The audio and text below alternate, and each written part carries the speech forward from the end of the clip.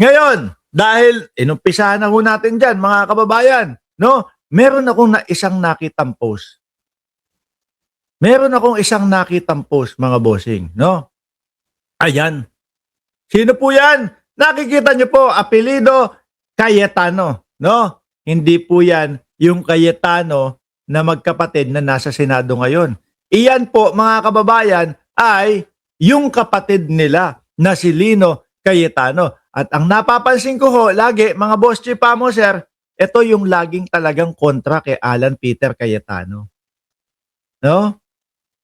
Dito, mga kababayan, napakasimple nung kanyang ipinost, napakasimple nung kanyang inilagay. Bandila ng Pilipinas. Mga boss. Ako, panigurado ko. Sigurado ho ako, mga kababayan. Kumukundina, kumukontra itong si Direk Lino Cayetano doon sa kanyang kapatid na si Alan Peter Cayetano. Kasi naman ho, iba naman talaga ang tabas, mga kababayan. Tinador na tinador ho yung kanilang mga tabas. Sino-sino sila? Eh di kung sino yung mga senador ni Duterte, di ba? Kahit anong pagpapaliwanag, pagpapaikot, at kung ano-ano ang sabihin nila, mga bossing, at biruin mo, yung kapatid niya na si Alan Peter Cayetano, ang gustong pagsurihin, no? Ang gustong humingi ng tawad, si Commodore J. Tariela dahil do sa mga caricature. Hindi nga ho natin narinig diyan sa mga Chinador na yan na paghingi ng tawad o sabihin sa China na kayo din ginagawa nyo yung mga caricature na yun sa aming presidente. Maano ba namang humingi kayo ng tawad? Wala. Di ba? Ngayon, mga boss chief mo, sir, sabi nung iba, Sir, Direk Lino, pwede po ba kayo na lang po yung doon sa Senado? No? At yung dalawang kapatid ninyo po, alisin na, no? Tapos kayo na lang po ang sa Senado, mga kababayan. Kasi totoo naman ang kailangan natin diyan sa mga senador natin, yung talagang mismong baback up sa mamamayang Pilipino. Hindi po baback up doon sa kalaban ng mga Pilipino o kalaban ng Pilipinas. Mga boss, biruin mo, nakakalungkot isipin, no? Iboboto natin, iboboto ng mamamayang Pilipino, wala akong binoto diyan sa mga Chinador na yan, bukod kay Robin Padilla, na hindi pa natin alam kung ano ang tunay niyang kung ano ang tunay niyang pagkatao pa.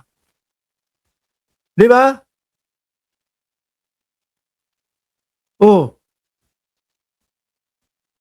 Yung nakikita nating mga senador ngayon, mga bossing, lalo na yung mga Chinador, mapapaputang ina nyo na, mapapaganon ka naman talaga mapapaputang ina nyo ka naman talaga. Diba? Masaklap po, masakit sa mamamayang Pilipino yung mga desisyon at mga nakikita natin na mga ikinikilos ho nila. Mga bossing, nag-e-expect ka, tayo, atin ang West Philippine Sea, tayo, walang isusuko, tayo, mahal natin ang bayan. No? Pero kung sino pa yung mga pinagboboboto natin, mga kababayan, mga boss chief, sila pa yung nangunguna. No? Na kinakampihan yung mga kalaban. Kaya ho, sa mga susunod na eleksyon, Diyos ko naman, no, kahit na mga DDS kayo, wag naman kayong bumoto nung dahil lang iniidolo nyo sila. Wag naman kayong bumoto nung dahil, hindi, kasi Duterte to. Lagi nyo pipiliin. No?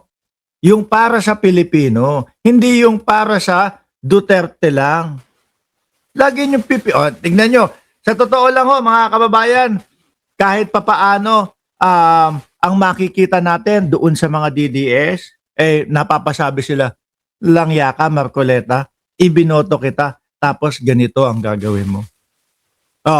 Kahit papaano, ako ho ay nagagalak, mga bossing, dahil meron tayong mga mangilan-ngilan na mga DDS na nakikita na nagsisisi sila kung bakit nila ibinoto yung mga kagaya ni Marcoleta na mga senador. Oh, ako ho, matagal na akong nagsisi kung bakit ko ho binoto yung isang Robin Padilla. Simula po nung nakita ko yung kilusan at galawan ho nung isang Robin Padilla, sising-sisi na ho ako. Na hanggang ngayon, wala naman din ho, mga kababayan. Na hanggang ngayon, ipinamumukha sa ating lahat na sila ay, puro Duterte lang. Nagsenador para ipangalandakan sa atin na ang boss nila ay si Duterte na ayon nakakulong doon sa dahig. Biruin mo, 'di ba? Sa susunod na election po 2028, piliin po natin yung totoong makabayan. Piliin po natin yung totoong para sa bayan. Hindi yung ipinamumukha na sa inyo. O, puro Duterte lang ang aasikasuhin. Makalaya lang si Duterte, yun lang ang aasikasuhin. Di ba? Ano ending? Eto, mismong doon na po sa loob ng Senado natin, mga kababayan, ipinagtatanggol ang alin? Ang kalaban ng Pilipinas. Ang bumubuli sa Pilipinas. Di ba masaklap makita? Masakit makita? Nandiyan pala yung founder ng Cereza Post. Pakibati naman po ng happy birthday si Chaicher. Birthday po niyan ngayon. Papakainin po ako niyan. Di ba? Dapat nga po, totoo naman, wala nang pagtatalo sa ganyan eh. Hindi na pinagtatalunan yan. Lalo na sa loob ng Senado natin. Yung China nakaganyan lang. O, tignan mo sila mismong sa loob na ng Senado nila, nagtatalo-talo sila. Merong pumapanig sa atin, merong kumakampi sa atin. Tapos biruin mo tingnan mo ang Pilipinas yung meron na sa kanilang Ma'am Lisa Gon, Ma'am Forever, shout out po sa inyo. Meron na sa kanilang kumbaga nasa kanila na yung gobyerno, meron ng gobyerno yung Kalayaan Island Group, etc. Tapos tingnan mo may nagtatanggol pang senador sa kanila mismo loob ng Senado yan. Hindi. Sana kapag ipinag-uusapan tungkol sa Pilipinas, teritoryo ng Pilipinas, mga bossing, sana lahat ng congressman, hindi po sana dapat lahat ng congressman, lahat ng senador, mga kababayan, iisa po, no? Iisa po ang gustong mangyari. Pilipinas, atin yan. Biruin mo mga boss, UNCLOS,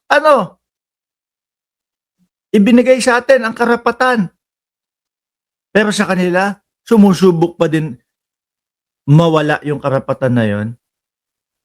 Masaklap. At ito nga yung lagi ko sinasabi, kung bakit ako naniniwala kay Katrina Ponce Enrile, na anak po ni Juan Ponce Enrile. May binayaran, may mga binabayaran, nagkalat ang pera ng China sa Pilipinas para mismong kapwa natin Pilipino ang kumalaban sa gobyerno natin at bumagsak. At kapag dumating ang panahon na mahina na po, ang gobyerno natin na eto po talagang eto yung gobyerno na talagang tumayo, tumindig, para sa ating mga karapatan. Para pag mahina na ang gobyerno ni Pangulong Bongbong Marcos, okay na. Pwede na tayong umatake sa Pilipinas. Bakit? Pinahina na ng kapwa nila, mga Pilipino. Diba? Yan ang estilo kasi ng China. At yan ang naratibo nila lagi. At kung makita nyo mga kababayan, pag nag-post yung mga DDS, akala mo pagkahaba-haba akala mo may laman Pero siguro, sige, tingnan nyo isa-isa yung mga pinagpo-post ng mga DDS. Iisa ang naratibo. Kumpletos, Ricardos. Kung ano yung pagkakatahi ng mga pinagpo-post ng isa, parehas na parehas. Copy-paste lang. Paano? Bakit? Tingin ko dyan, merong isang magsusulat at eto ang ating naratibo ngayong araw, kampihan natin si Rodante Marcoleta. Sabihin natin na tama yung sinasabi ni Rodante Marcoleta. Sabihin natin na tama yung pagpapaliwanag ni Cayetano. Diba? Ganyan mga kababayan. Naniniwala ako na kung bakit itong mga Hudas na ito, ibinebenta ang Pilipinas dahil po sa kokonting pera. Dahil po sa kokonting salapi. Naniniwala ako na yung mga yan, ipinagkakanulo po ang Pilipinas. Sabi ni Pilipinas Bangon TV, dapat may dyaryo pa rin. Talaga. Sabi ni Ma'am Trexie Villa, shout out daw sa inyong lahat. Kaya ho ako mga bossing, lagi ko pong sinusubaybayan itong si Direk Lino Cayetano. Kasi makikita mo talagang sa mga post niya, magkaiba sila ni Alan Peter Cayetano. No? Isip-isip mga DDS, no?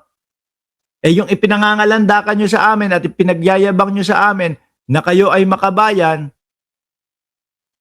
putang na nyo. Sira-tok-tok ninyo. Ano akala nyo sa amin, mapapaniwala nyo kami? Tapos ang nakikita namin, ang mga pinagboboboton ninyo, puro pansariling kapakanan. Di ba? Pasensya na. Mahirap kaming mapaniwala, no? Yung mga sinasabi ninyo, makabayan kayo, kung ano-ano kayo, walang maniniwala diyan. Kayo-kayo lang. Dahil ibinebenta ninyo ang Pilipinas.